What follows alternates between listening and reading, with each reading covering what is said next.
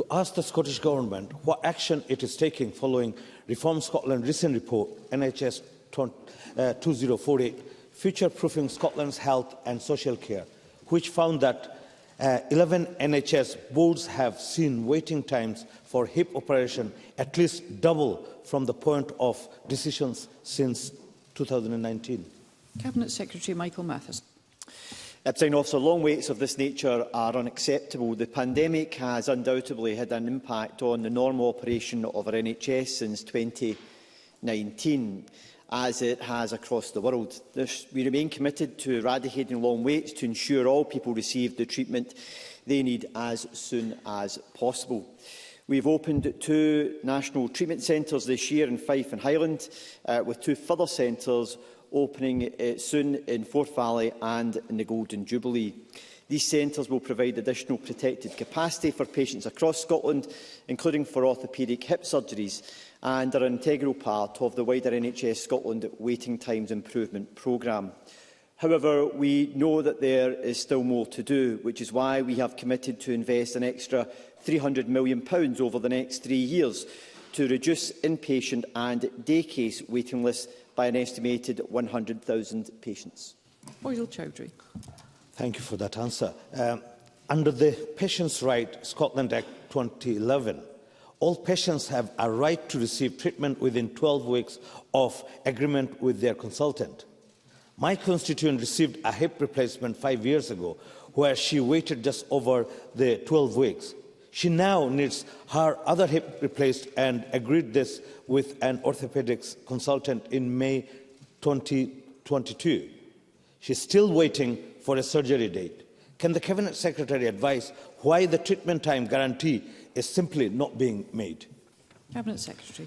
Well, Presiding Officer, the major reason is that we had a pandemic over a 2-year period, which meant that a lot of elective procedures had to be cancelled because of the pressures on NHS. That was the case not just here in Scotland or in the UK, but globally. For the vast majority of healthcare systems, they had to stop carrying out elective procedures such as hip replacements, knee replacements and other types of surgery, which is why we've had a programme of work as we come out of the pandemic to help to support our NHS in recovering. So in terms of long waits, we saw reductions of some 83% in new outpatient specialities and also 57% in inpatient day case specialities, now having fewer than more than 10 patients waiting 2 years. And we have a range of other work we're taking forward to help to reduce waiting lists further, including the additional £300 million that I've set out that we will invest for the next 3 years to reduce waiting lists by 100,000. Oisel Chowdhury. I thank the Cabinet Secretary for the answer. My constituent, Wendy, is in the waiting list for a knee operation due to osteoarthritis. She also has hip problem because of this condition. Her consultant advised her proceed with non-operative measures instead of a hip replacement. This report highlighted that some health boards are actually reducing elective surgery to save money. Can the Scottish Government advise how it is ensuring that every person is being evaluated and treated correctly and not left in pain and without help in order to reduce elective surgery? Cabinet Secretary. Presiding Officer, the additional investment we're making as it stands at the present moment to tackle the backlog and waiting lists that have built up during the course of the pandemic, alongside the additional investment we've set out that we will invest over the course of the next 3 years, is very specifically to deal with the challenges that Mr Chowdhury has highlighted and his constituent has experienced, because the length of delay that his constituent has experienced is unacceptable.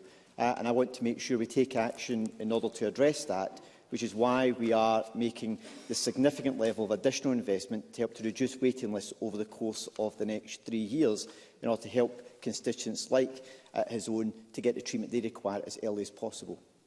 Bill Kidd.